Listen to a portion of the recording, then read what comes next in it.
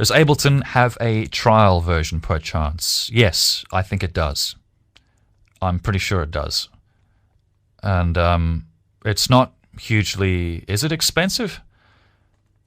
Well, I don't think it's cheap. But I'm pretty sure Ableton Live does have a trial, and it is definitely worth checking out. And I'd give it a good couple of weeks, see if Ableton Live works for you. And if not, you might find you need to go back to something a bit more simple to really find your grounding first. Have you ever thought about releasing instrumentals or a cappella versions of your tracks? Yes, I have. In fact, on Turntable, every so often I'll spin an instrumental version of Murmurs of Middle-earth, because after a year or so since releasing it, I've kind of concluded that I think it sounds better without the vocal samples all over it, which is a little bit embarrassing to admit. So now when I'm on Turntable, I like to spin the instrumental version of that. But yeah, look, I'm not sure about a cappellas, because I had this instance where there was this hip hop artist called Chitty Bang, and at the start of my Expialidocious track, it's just Jane solo, the vocal sequence of Jane. And that's an a cappella, basically, and so he took it and he put it in his track, and he never cited me for it, he never gave me a shout, and everyone is on his YouTube asking, wow, that's a great vocal hook, man, well done. So it's like I'm in the background going, thanks. So yeah, I'm a little bit unsure about a cappellas.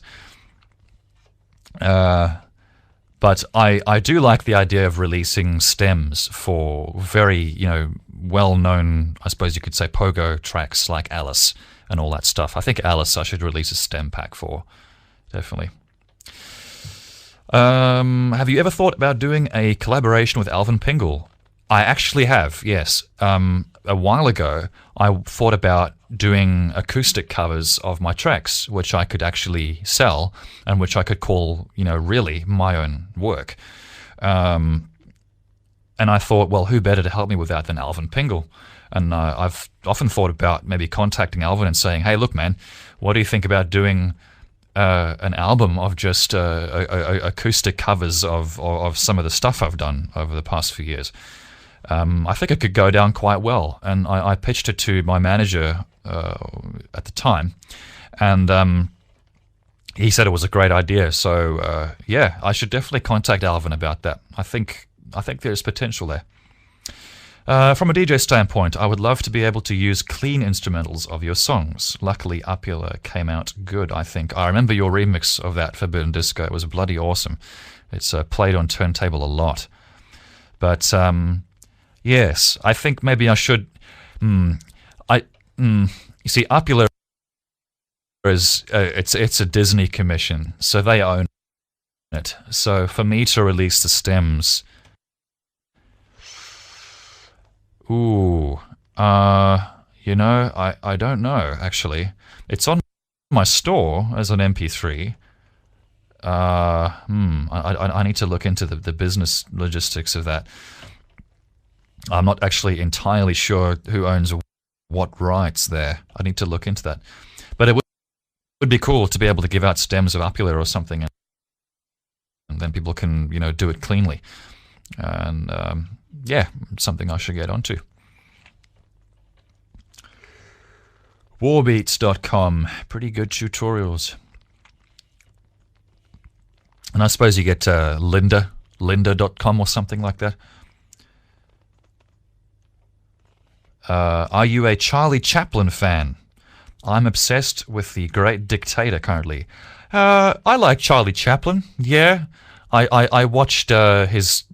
What's the name of his arguably his best film, Modern Times or something like that.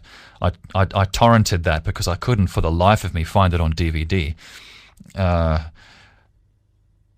So yeah, I've seen that and I thought that was great. Obviously not much in the ways of remix material because it's obviously silent cinema largely, so there's not much there. Any word on the Cadenci vinyl release? The vinyl release of my World Remix stuff was an initiative by my former management. This is not something that I'm backing anymore, unfortunately, because the label I was contacting wanted to release them on a monthly basis, and I'm not making World Remixes on a monthly basis. So it's impossible, and my current lifestyle just doesn't accommodate that. When I can say the World Remix project is complete, with like 5 or 6 tracks and remixes by Dynamo and Geesh and Pisas, then I'll consider approaching a label to get all the World Remix stuff on vinyl. I think that'd be quite cool. I'm not sure for their absolutely beautiful work, to have them next to the track on a vinyl would be an absolute honor. So I think we definitely need to get that stuff on vinyl at some point in the future. Is there a genre you haven't explored on your to-do list? Well, I suppose I should explore dubstep at some point. I don't know. I would like to explore it. No, he says.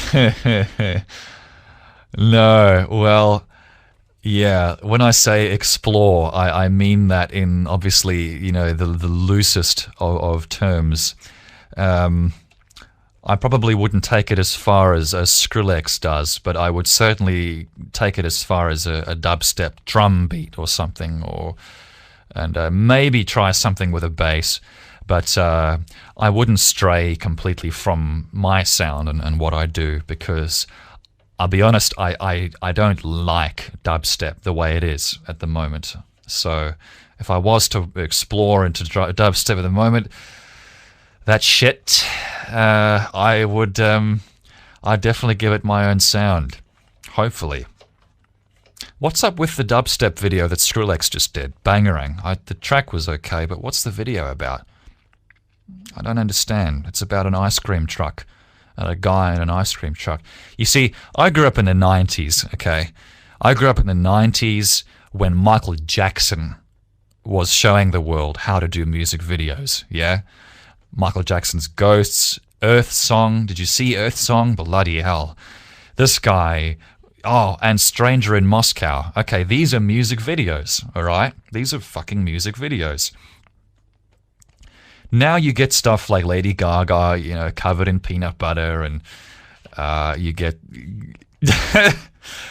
guys in ice cream trucks doing stuff. I don't even remember what the video was about. I kind of wish, well, yeah, I should just say, I wish I was back in the 90s. The music was better, the videos were better, everything was better. Yes. Get Massive by Native Instruments. Yeah, that's the second time I've had Massive suggested to me. Dynamo's been using it a bit, who got the idea from Mr. Simon. And everyone says Massive's the way to go. And apparently Skrillex uses Massive, I believe. I need to get into that stuff. I'm using Operator at the moment for my bass lines. Operator is a great FM synth in Ableton Live. It's really good. Probably not as powerful as Massive, but that's because they try to make it accessible. I find a lot of synthesizers are extremely complicated. You have to spend a lot of time to figure out what the hell you're doing. An Operator cuts down on that a lot while still giving you a bit of power. Oh boy. I don't like the look of that. I grew up now when Nicki Minaj tells everyone they are a hoe. Christ. I'm very sorry, Nate. I'm very sorry. Mr. Simon's Drop the Monkey track is about as close to dubstep as you'll get in a movie remix. I need to check that out. Drop the Monkey. Yes, I dropped a monkey just the other day. Play a good 90s early house track and I'm a happy guy. Amen. Amen to that. 90s house. Jesus Christ. You don't hear stuff like that anymore, pal. 90s house. Good God. I could do a whole EP on that. I could do a whole 30-track album of the best 90s house tracks. Oh, 90s house. You got me all tingly on that one, buddy. May I ask your opinion on Gautier, or if you've heard of them? I haven't heard of Gautier. Why was I born in 1997? Yes, why were you born in 1997, you evil person? It'll be on his upcoming Dexter's Lab album. Awesome. I need to check that out. I'm looking forward to that. I think Mr. Simon's onto some winners there. State of the Art by Gautier is so good. I think I might have heard that on Turntable at some point. If I'm pronouncing that right, I don't know. Everyone's crazy for Nujabes on Turntable. Okay, he does nice stuff, but I think Pete Suss made a good point. Technically, his work isn't anything impressive. It's a very simple drum beat. I'm not dissing him, by the way. I'm just saying I like to explore where artists can improve. And, well, obviously he can't anymore. But, yes, technically he wasn't anything incredible. And so I don't listen to a lot of Nujabes. I'm going through this phase at the moment where I like music that evolves and goes places, you know, and instead of just having the same thing going on and on and on. There are some amazing house artists on the DFA record label. Very brilliant stuff. He just make calm beats. Yes, he does. He does make calm beats.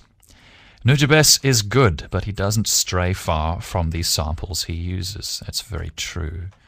He sticks to his goods. I give him one thing. Nujabes, he's got an ear, all right? He had an ear. I'm sorry. He had an ear for samples that I think was a gift. I think he was very gifted at what he was doing. I think there's, you know, not anyone could have made music like he did. I think of Iyama Hiroto, but that's, God, I can't think of any others. Nujabes had his own thing going on.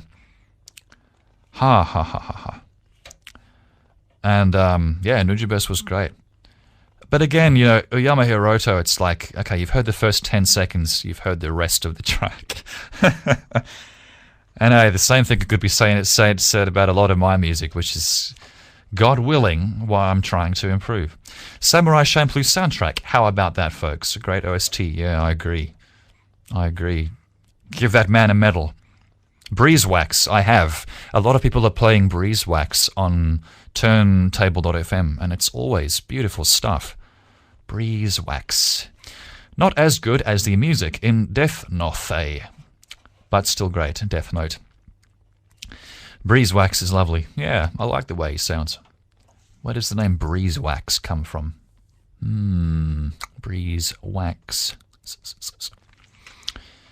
Yes, who are some other good musicians? Well, we can't go past Akafin, of course.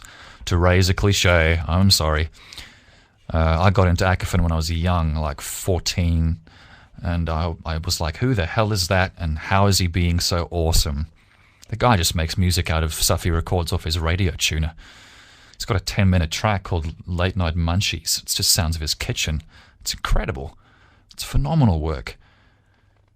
He doesn't do it traditionally either. He does it by like deliberately cutting the stuff short so that you get that beautiful abstract sound. Someone once described Akafin's work as being like demons have possessed my radio, and it's such a brilliant description of Akafin's work. Ever heard of Lodi? No, but Lodi is a person that hangs out somewhere, isn't he? Lodi was in here just a few hours ago. Repetition can be a great thing in electronic music, though. I love getting lost in tracks like that. I agree. Repetition, yep. I think you do get very sporadic stuff. Very sporadic, like it's different every second from start to finish. And you're right, you can't get, there's no hook. You can't get into it that way if it's just changing all the time. Seagrave. I want to be buried in a sea grave. If you like French house, I need to check that out. You should check out this artist Darius. Ah, yes. On par with Daft Punk. You know, I don't know if I could call Daft Punk house music. Yeah. House music to me is like Corona and Todd Edwards. And what was that track? That track that defined house music back in like 1989 or something. Strings of Life, Rhythm is Rhythm. If you've heard of that, you know what I'm talking about. That's house. That's house. Daft Punk has taken it in a bit more of an electronic direction. Yeah, My Way is an amazing album. Jesus. Man, is Akafin still making music or what? Where's he gone? What's he doing? I want more Akafin, damn it. How about Giannis Lonides? I have not heard of him. You'll have to send him my way. We need more drum and bass. Yeah, we do. We do. Drum and bass. I've got a great album which covers a lot of drum and bass throughout the 90s called Drum and Bass Arena Volume 2, I believe. It goes from hard jungle to the mellow stuff like Comics and New Tone. And that's the stuff I love. New Tone is great. So earlier I asked you about a Matrix remix. Oh yes, Matrix. You know, there's definitely something about the Matrix, the first Matrix, mind you, that does compel me to remix it. It has that kind of awesomeness / modesty that the Pulp Fiction film also had. And yes, I think a Matrix mix would be... I need to get onto that at some point. That's a classic 90s movie. Jesus. You know, no big, bad, booming music, no hyper-fast cutting on the action sequences. Everything was done really modestly, and yet it kicked ass. Have you watched Memento? Yes, Memento. Who directed that again? Oh, shit.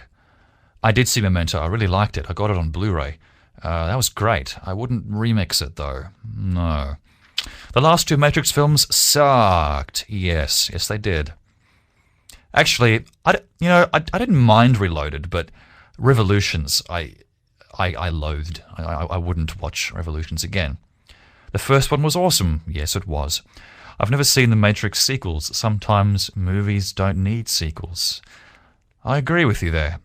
What was with Matrix Revolutions and the whole Dragon Ball Z sequence? Did you see that? I saw that. All I saw was Goku and Vegeta. You know, with the energy balls and flying and fighting while flying. That was very Dragon Ball Z. Come on. I'm happy you're remixing Spirited Away.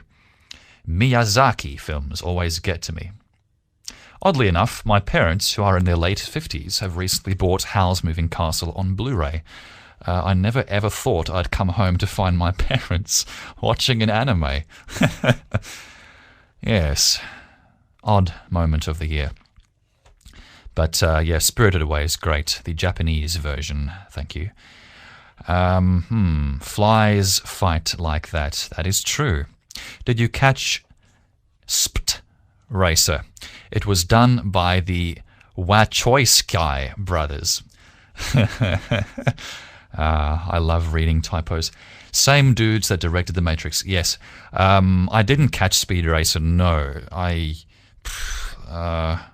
It was bad from what I heard, as one would imagine. It was done by the Wachowski brothers. Oh, okay. Maybe I need to take back that comment then. The Wachowski brothers. Didn't the one guy get the one guy went tranny, didn't he? The one Wachowski brother. He turned into a girl. Crikey. Hollywood makes some interesting news, doesn't it? Yeah. I'm just happy you've watched Dragon Ball Z. 90s kid high five. Yes, right back at you, DJ Shine. Oh, God. I used to get up every morning at 6 a.m. before school, and there was Dragon Ball Z on the telly. Oh, good times, good times. They've only ever directed like 6 films. You see, I find that inspiring, that you can direct 6 films, and one of them is the fucking Matrix. That's a feather in your cap, man. Did you ever see Collateral? No. The film with Tom Cruise, and Jamie Foxx, If so, what did you think of it? No, I didn't see Collateral. I suppose I should. It sounds like... I think it was a good film, right? That's always a very subjective thing. I'm a Pokemon person. Yeah, I liked Pokemon. Pokemon. I didn't care for the Diamond series or whatever it was called. You know, like the series number 912. Kubrick only directed 15 films over almost 16 years. That's incredible. That is incredible. Kubrick. Oh, The Shining. I need to get to work on The Shining. Oh, the chills. The chills go down my spine. Oh, we're back online, I see. Yeah, a Shining remix. I think I have, my spidey sense goes off at that. I saw I almost said Back to the Future. I saw a behind the scenes video of Jack Nicholson getting in the character for his act scene in The Shining, and it's gorgeous. It's just the camera follows him downstairs to the set where there's Kubrick standing there, and the whole time that Jack Nicholson's talking to camera, he's talking to it in his character from the film, because he's getting into character. Oh man, I love stuff like that. Pinky sense, yes. Lee Unkrich would love that. Lee Unkrich. Why Lee Unkrich?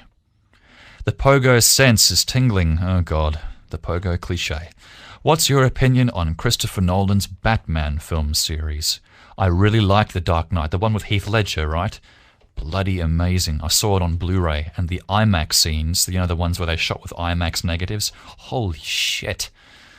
That is some high-resolution stuff. I believe the shot of Heath Ledger with his head out the taxi car at night was shot on IMAX. Oh my God. With that super shallow depth of field, you know, because the negative is like this big, right? Bloody amazing. I love that film. I thought that was amazing. It's a hell of a film to top. I don't know if the next Dark Knight is going to be as good. Yeah, that's going to be interesting to see. What are your takes on spinach, a delectable vegetable side dish? I like spinach until I get it caught in between my teeth and I lose my blind date that way. He's a gigantic Shining fanatic. Ah, okay. Yeah, right. So you follow Lee Unkrich on Twitter. Right. Does he ever get back to you? Because a lot of celebrities are on Twitter and they only ever talk about themselves, which is kind of annoying. Buddhism, you like the culture and all. I like what Buddhism... I agree with the teachings of Buddhism. I think people want all the time, and I do think desire is suffering to an extent. There was a great phrase spoken by this lady called Ganji or something. She said something like, more than what can be wanted is already who you are. And you got to think about that for a second, but it makes perfect sense. What she's saying is desire really is superfluous, and it is futile, and it does lead to unhappiness. And I used to kind of, you know, meditate on that. I used to try a bit of meditation back in the day. Yeah, hipster-like. Us hipsters have got to try meditation every now and then. And it worked, you know. I actually felt like going outside and being like, damn, I've got it good. And now I'm back to wanting all the time, wanting to move to the US and being unhappy because of that. Wanting, I think, does draw a stark contrast to the present. Oh, I'm getting philosophical now. I'm back in Tibet.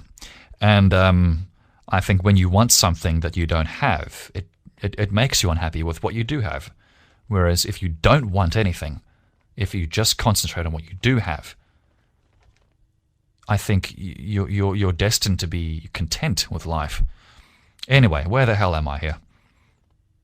Lee responded to 2 of my tweets. Nice. Wow. He directed a couple of Pixar movies, didn't he? Shit. I'm confused. I got the live tweet 5 hours ago. Are you streaming again? I am. I actually signed on with no viewers just to talk to myself, to practice this new setup I've got in here. And everyone flocked, like seagulls. Nice seagulls. Nice seagulls. I'm going to be a monk for the next 3 weeks, starting next Monday. Yes. Best of luck on that. Let me know when you get your Twitter status updated. Just an FYI, when do you make your official move to the US? Expect an unexpected apprentice. I'm sorry, I need to read that again. When do you make your official move to the US? Expect an unexpected... Ah, okay. Yes, welcome. Very much welcome. Well, you know, I'm still actually looking for a prospective employer in the US who can say, yes, we'll hire you if you can get a green card, or no, get lost, we can just find someone locally. What the hell are you talking about? Hopefully it's the former. And if that is the case, then I can go to the US consulate where I live and I can say, give me a visa. Give me a visa now. That's a swanky jacket, pal. On a side note, have you ever listened to Canadian hip-hop artist Mocha Only? If not, I highly recommend it. Okay, I will write that down. I won't Google it now because then you get to watch videos of me listening to music, which isn't very entertaining. Mocha Only. Yes, okay. Canadian hip-hop artist. The last Canadian artist I listened to was Sufjan Stevens. He's a banjo dangler, but it's quite nice, actually, very nice. Canadian hip-hop artist. Canadian flip-flop. Why don't you enjoy playing live gigs? Because they're lame. Have you ever heard the album Since I Left You by the Avalanches? No. I reckon you'd like it. Okay. I will write this down as well. I will field the gig question a little bit more in depth. Just give me a second. The Avalanches. The Avalanches. I like to mispronounce things to annoy people. He's a motorcyclist. Who? I showed it to P-Sus and he loved it. Oh, okay. Cool.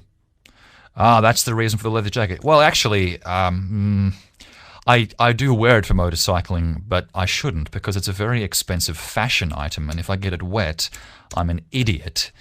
So I wear a riding jacket, actually. I just wear this out and about. I just got back from the shops, which is where I'm wearing it on the internet like some kind of image-deprived nerd.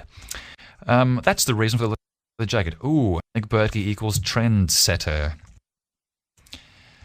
I should make that my new YouTube bulletin. Follow my trends, children. Wear the leather jackets. Pretend you go modeling. Standing on a stage in a very large, dark room, pushing buttons for 2 hours with 200 people staring at a screen going, who's on Jay Leno tonight? And that's not really much of a show, in my opinion. So I thought, you know, gigs are cool, just not really. Hello, friends. Hello, Nick. Hi, 3 Cheers Life.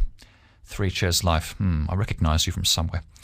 Look at those wavy locks. Ain't no way people aren't turning heads. I don't have wavy locks. I have odd patches that made me look like a 12-year-old. Hey, 3 cheers. 3 cheers. Indeed. Yeah, Since I Left You by the Avalanches. I will look that up. I'm from Teforums, and I met Yao, but hey, can't remember everyone. I can't. Yes, the forums need to have some kind of shock therapy at the moment. Nick, you should play DOTA with me and Dusty. I probably should. At some point. Sorry to be off topic, but just read an article about a 15-disc Alfred Hitchcock collection by Blu-ray set. I'm hyperventilating. Holy shit.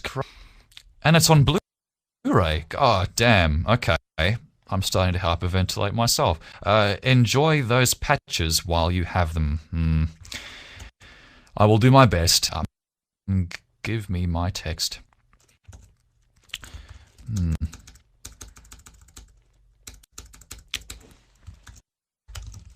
avalanches.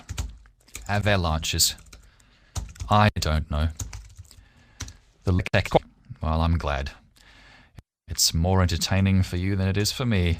Not with that jacket, buddy. Hang on a second. What's that reference to? You can expect, for all I know, I'm pronouncing it correctly. Since I left you. Yes, mocha only. Oh, it's a city. Right. You can expect showers. Ah, okay, showers in Spokane. I thought they were going to have some kind of water wasting festival or something. Spokane is a city, and you pronounced it correctly. Good. I thought it was winter in Perth. It is, hence the leather. Yes, it is pretty cold. But, you know, give me... I'd rather sleep with shrunken balls than sleeping with extremely moist. I will not continue that sentence. What else have we got here? Truth and ephemeral. Alfonso Cuarón, yeah. The only two Alfonso Cuarón movies I've seen are Children of Fucking Men and Harry Potter. Oh God, and I call myself a film buff. By the way, friend, the mocha only track you should check out is I Do. Ah, thanks for that. I do. I will. To what you just said, I mean, if you can look up Primus. Primus. They are cool, eh? Did you see David Fincher's girl with the dragon tattoo? David Fincher. Girl with the dragon tattoo. No, I didn't see it. Everyone says I should, but for some reason it just doesn't compel me. It's like everyone saying, you must see Avatar, you must see Avatar. No, you mustn't. Did you see... he directed Fight Club. Oh, wow, okay. Now I'm intrigued. Alright, girl with dragon tattoo. You see, if it was a guy with a dragon tattoo, it would have a very different connotation. Okay, and Seven. Oh, wow, that sounds like a hell of a director. Is that the Swedish version? I almost saw Swede Mason for a minute there. If you've seen Fern Gully, then you saw Avatar. Absolutely. If you've seen a pile of shit in your toilet, you've seen Avatar.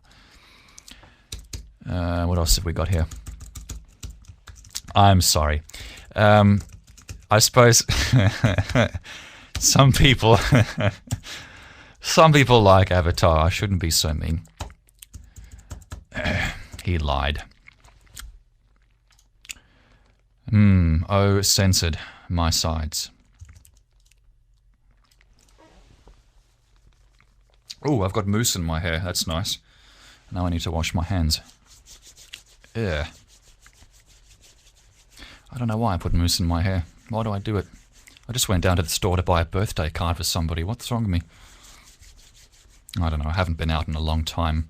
I've forgotten the customs of going out. I just woke up my dog with my laughter and she won't stop barking now. Oh, I'm sorry. I'm very sorry. Have you even heard of Jay Dilla? Another great hip-hop instrumental artist. Oh, have you ever heard? Oh, okay. I thought you were antagonizing me or something there for a minute. No, I haven't. Jay Dilla, but I think he's been played on Turntable. Turntable's really awesome. Every single artist everyone's mentioned in here so far has been played on Turntable, to my discovery, so... Jay Dilla. Right, the list continues. What's your favourite PC game as of now? Diablo 3. And I've managed to finish it in 19 disappointing hours. You probably... yeah, $80 well spent. You probably won't respect me, but I actually really enjoyed Crimson. No, I don't respect you. Please leave now. No, Crimson was okay. Yeah. Yeah, that's all I'm going to say on that. Turntable is definitely a great site to hear all these new artists. Yes. It is. Yes, that's my opinion. Diablo 3. Well done.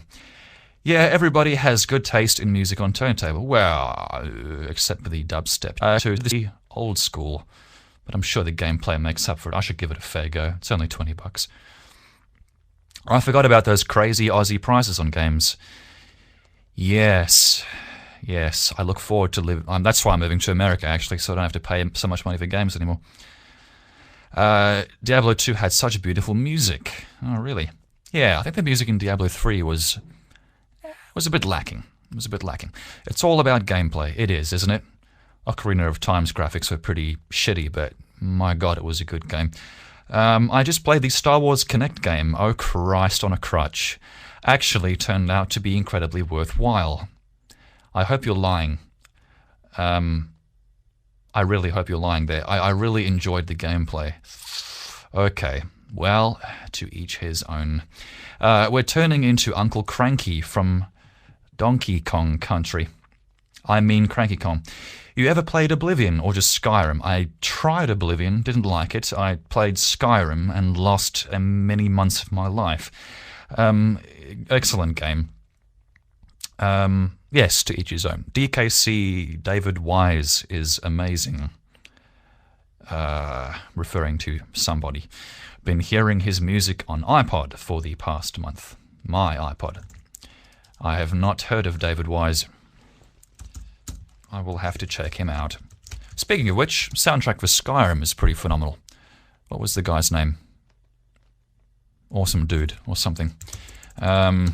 Yes, amazing composer. I love the music with that one. Are you a Sly Cooper fan by any chance? Not that I've noticed. Jeremy Sewell. I love him. Nice. Have you seen any other Studio Ghibli films besides Spirited Away and Howls?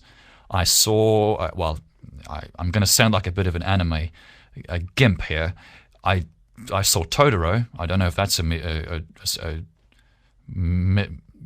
Ghibli film? It is a Ghibli film, yes. What the hell am I talking about? And that's all I've seen. Oh, and I've seen Kiki's Delivery Service. And I saw this other anime recently that involved a very largely breasted woman, very well endowed. Most certainly not a Ghibli film. He's the artist that created blah, blah, blah, blah. Very Pogo-like, using real-world sound. His music. Oh, I'm getting tired. We sang the theme song from Skyrim in May. How do you do that? It's classical music, isn't it? It was amazing. Love his music. And Grant Kirkhope. That's a name I don't envy. Nausicaa Valley of the Wind is also epic. I really loved the track, which has a name I can't remember. Never mind. You still enjoying your 3DS? Yes. The only thing that nags me about the 3DS is that when I'm holding it, I get a ghastly cramp in my hand. Because I don't know if all Japanese people just have very small hands, but for me, it's like trying to death grip a fly. It's very uncomfortable. I have to do the shoulder button whilst doing the A button and somehow holding onto the thing at the same time. I find that quite difficult, so I rest it on my chest.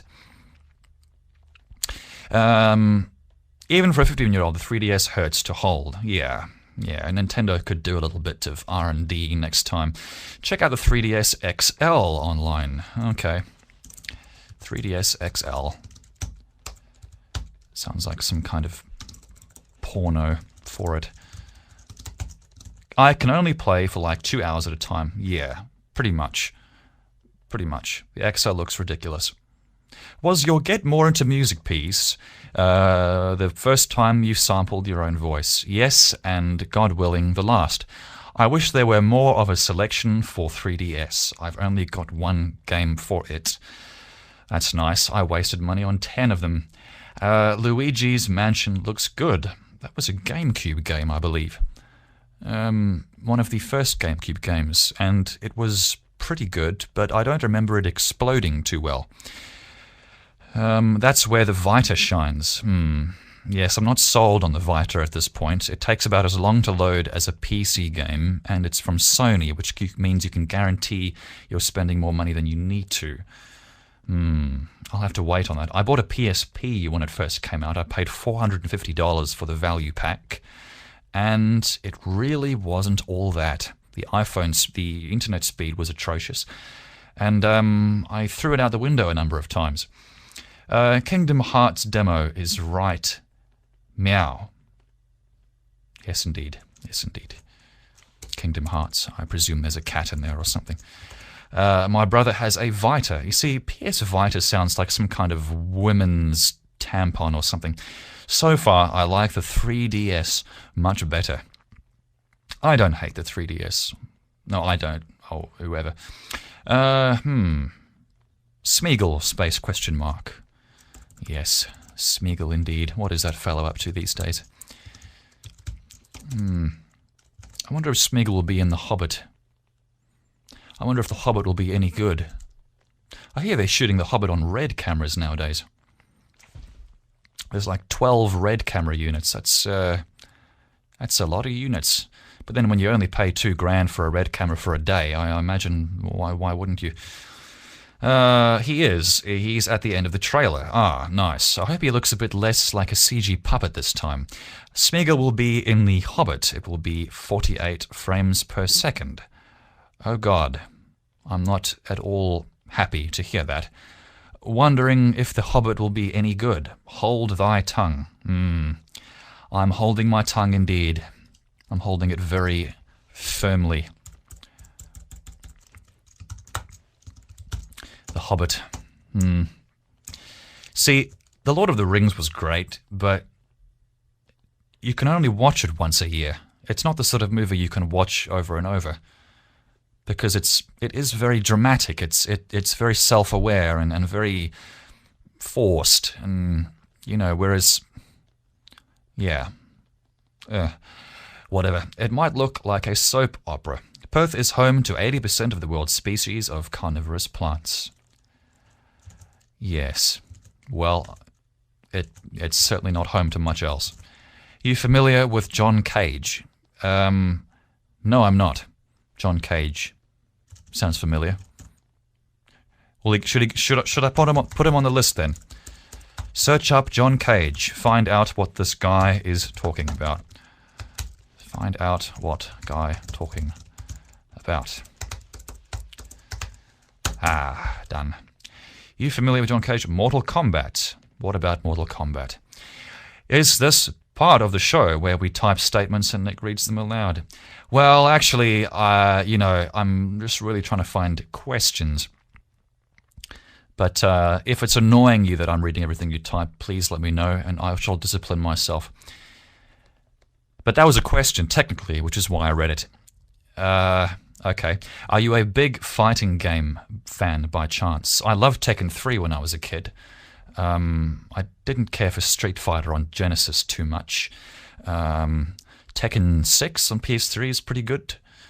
The last fighting game I saw was The Deadliest Warrior or something, 2, played by Ashens and his friend Larry. An appalling-looking fighting game, but absolutely hilarious to watch, especially when Ashens is playing it. Because he... Are you familiar with 90s electronic artists such as Aphex Twin? Yes. Or Boards of Canada? Yes, of course. I was born in the 90s. I was raised in the 90s. Was born in the 80s. That's an interesting thought. Howdy, howdy, howdy. Hey, Alvin.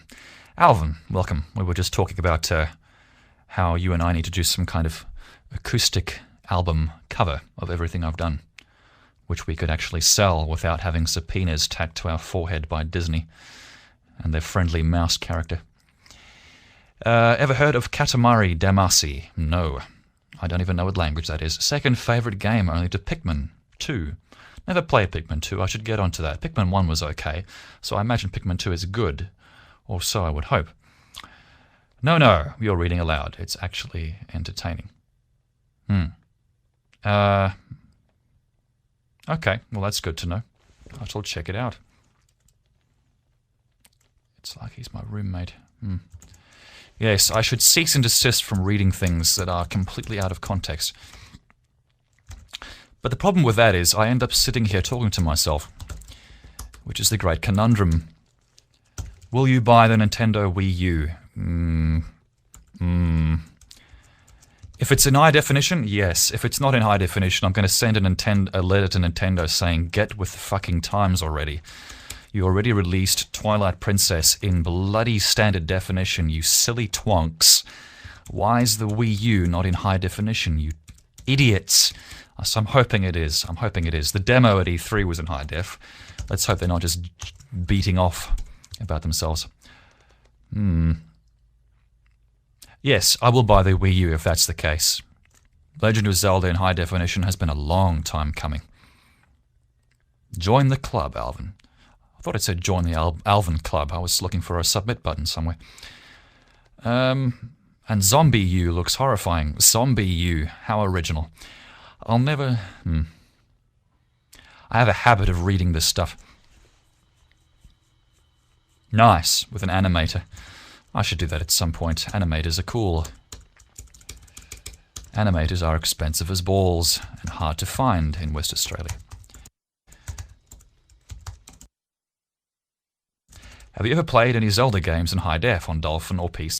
It's amazing. Yes, I have. I played Skyward Sword in 1080 widescreen. Non-stretched, by the way. And it is incredible. It's... honestly, and you could say more so with Twilight Princess because it's more lifelike.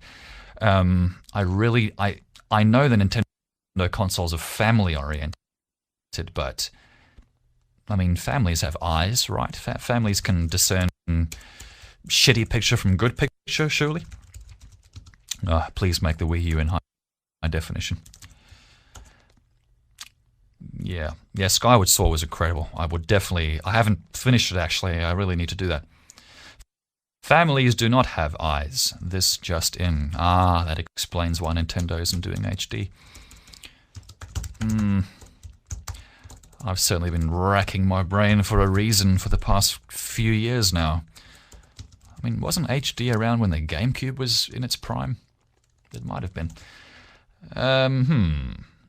My parents can't tell the difference between 480 and 1080. That is... my God. Wow. Okay.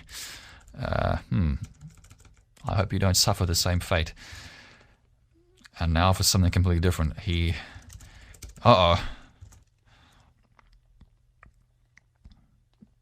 Yes, I had a friend that plugged an HD DVD into a CRT 90s TV once and told me, what's the difference? And I said, well, there isn't one, you silly fool. Some people just don't seem to get 3D, and amazingly, they get HD. Sorry, never mind, I screwed up my sentence. Nick, you're going to get the new MacBook. Absolutely not. What an absolute waste of money. Here you go, kids. Have a new MacBook for $4,000. What's that, upgrades? It's just a Retina display. And a flash drive. By the way, we took the CD-ROM drive out. You don't need CDs anymore. Yeah, right. I'll forever side with PCs. Yeah, I like PCs. I do a lot of my work on Mac nowadays, actually, with Ableton Live, but I'm very partial to PC. Always improving the MacBook. Millimeter by millimeter. I have the 15-inch MacBook, yes. I actually managed to pour beer on a MacBook on tour, and so I had to upgrade to a 17-inch the next day. 17-inch is overkill. Interesting they're not doing 17-inch anymore. You know what I've noticed? Apple seems to be catering less for the Pro users these days. We haven't seen a Mac Pro upgrade in a long time. They've just taken away the 17-inch on the MacBook Pro. They've taken away the CD-ROM drive. They've taken away FireWire 800. Where is their attention to the professional markets? And what the hell is Final Cut X? What is that shit all about? Okay, anyways, moving on. Yes, no CD-ROM drive. That's right. They've taken it out. Yeah, what do we need with CDs these days? We have Blu-rays, we have DVDs. What the fuck do we need those for? So basically, MacBook is a piece of metal for $4,000. That's right. Kind of like the way they released iPad without a camera when they could have, and then they come out with iPad 2, which has a camera. Okay. I wish I would have waited for that. Are you a fan of Metal Gear Solid? Yes. I finished Metal Gear Solid on PS3, and I thought it was amazing. I've never played a console game quite as innovative as that before. It makes you think a lot. And incredible game. Really creepy. Upgradability. Proprietary and soldered. Of course it is. That's why I love buying Apple. I never have to worry about upgrades. Oh, hang on, until I need to do something bigger and better with my computer, or I need to rip a Blu-ray for my work or something like that. Yeah, they're a bit overpriced. For $4,000, Jesus Christ, you can get yourself a pretty powerful PC. Solid-state hard drives are much better. I can agree with that. I've got a Mac, a solid-state in my 15-inch. It boots up in like 5 seconds. iMac takes that times 20. Yeah, you do pay for the brand. How many people are here are actually on Macs anyway? Who's here on an iMac or a MacBook or something? I built a PC game for $800. If Mac ever made a PC gaming computer. Oh yeah. Whew, a gaming computer from Apple. Oh God. I cringe at the idea. My wallet hurts when I imagine such a thing. PC. Okay, well done. I'm in the minority. I'm on my little shitty iMac. iMacs are okay. You've got to give them credit for making a desktop that's out of the box with a screen and a keyboard and a mouse. But I don't like the way Apple tells you how to do everything, and they put you into a box and say you can't upgrade this, you can't upgrade that. Like the iPad, for example. This is strictly my opinion, but if I want to get files onto my iPad, oh, God help me. I've got to go through iTunes. I've got to find an app that does it. I can't just plug in a USB stick. I can't just put in a CD. I can't just do a Wi-Fi transfer, for God's sake. I've got to find an app, and I've got to go through iTunes. It's a bit of a cul-de-sac. I cannot wait for Windows 8 to come out, because I think it could potentially provide some very serious competition for the iPad. The very idea of using Ableton Live in full on a tablet with a fine-tip stylus makes me want to jump up and down like a little schoolgirl on Christmas morning. You shaved between the last time. I did. Do you like it? You can't even read a PDF on an iPad. You can't do much on an iPad. Well, that's not true. You can do a lot on the iPad. But how much of that is practical, I don't know. Clean cut, Nick. Clean cut. Yes. The W8 Surface tablets look fantastic. I agree. Yeah, Windows 8. Look, if you can get a stylus on a Windows 8 tablet, a fine tip one, right? And you can get full Ableton Live on there, or FL Studio and Audition, and you can get at least 6-7 hours battery, I'm sold. I'm going to buy it. I'm going to buy it. There's no choice. My iPad's going down the toilet. I'd have to put it in a blender or something first. And then I'm going to get myself a Windows 8 tablet, if it's that good. It could be a flop. We'll see. Windows Vista was a flop when it first came out. Spit on my keyboard. Yummy. I like the facial hair. Not when I look like I'm 12. It's just a bit freaky. How exactly do you pronounce your last name? I've never figured that out. My parents never told me.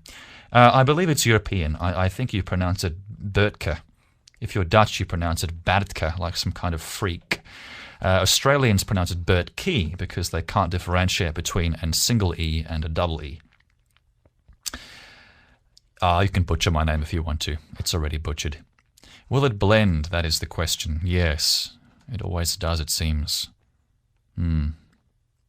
I have an Android phone, yes. I I'm very much Android now over iPhone. I can do whatever the fuck I want with my Android phone. Don't have to do anything in a certain way. I can do anything I want, however I want. Android kicks ass. What are your views on auto-tune? I personally believe it is a revolutionary step in the music industry, and I hope all artists adapt to it. I think auto-tune is overused. I think people are using auto-tune as if it's an art form when it's not. It's a tool. The problem is that people are kind of glorifying it as an art form, and it's becoming a cliche. I think when someone overuses auto-tune to the point where it's like the centerpiece of the track, that's definitely cringe material for me. I have used Melodyne on a couple of samples in my Pulp Fiction remix led Breakfast, but I made sure to do so very sparingly. Sometimes I'll use Melodyne very lightly to correct the pitch without getting the auto-tune sound. But it seems like everyone's adamant in using Melodyne and auto-tune to make it sound cheap and make it sound effortless and make it sound plastic and like you liquefied a Happy Meal and poured it into a microphone. Did he get shot or something? No, I didn't. Not to my recollection. Yeah, auto-tuning.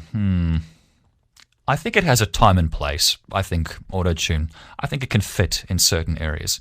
I believe Cher was one of the first artists to use auto-tune, and even she used it sparingly. She only used it on a section of her chorus, and this was back in kind of 97, 98. And I was 10 at the time when I first heard this, and I thought, ooh, I don't know if I like that. That's a bit jarring. And now it's as common as grass. What's that? Keisha's tour was literally her just talking into a mic that essentially did the singing for her. Talent. Such is popular artists who aren't actually talented. Yeah.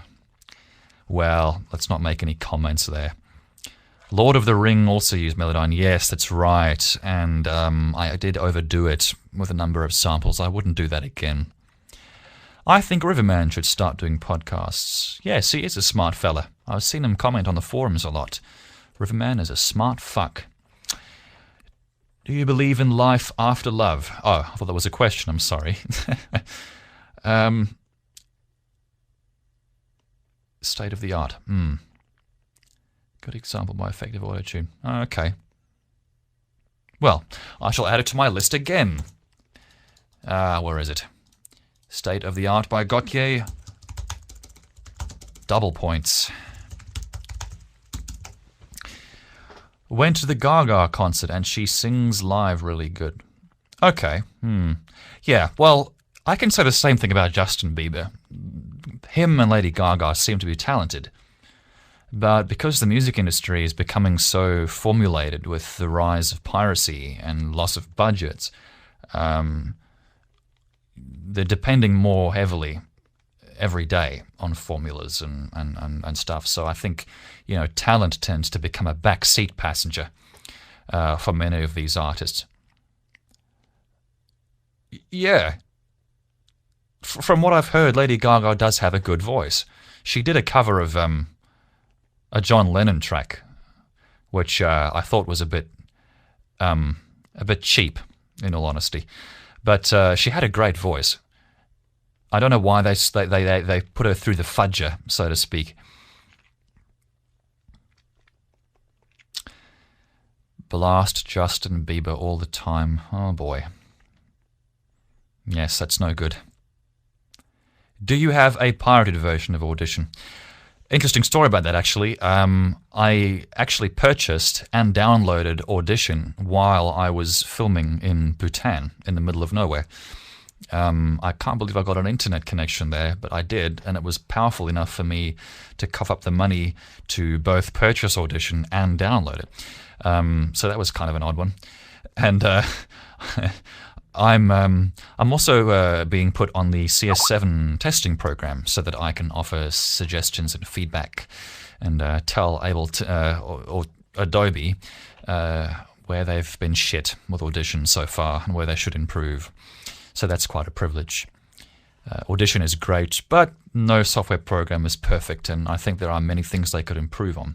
I think Audition is kind of the unsung hero of the Adobe Master Suite collection when it comes to audio. It's not marketed individually, and I think a lot of people don't really latch on to Audition as a result. I'm actually communicating via email with the Adobe Audition marketing head, and I'm going to be acquiring a copy of CF7 of him prior to its release for testing, which is very exciting. Nicki Minaj, yeah. Nicki Minaj. Oh, Christ, I can't believe my name is in her name. That's very depressing. Are you using Adobe CS6? Actually, no, I'm using CS 5.5. I haven't upgraded to CS6 because it's a lot of money. I only bought CS5 like a couple of months ago. It seems like all these companies are doing the Apple thing nowadays. Let's release our software with only a certain amount of features and hold the rest of the features off for the next version when we charge the same amount of money. I don't appreciate that. I believe that's what they did with the Canon 5D Mark III.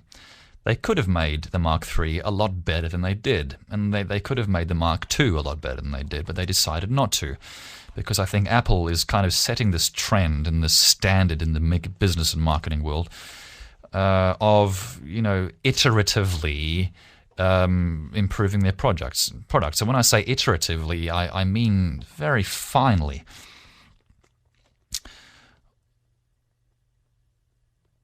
Just out of left field, 12 Angry Men never gets old. Yeah, I love 12 Angry Men. That's a great film.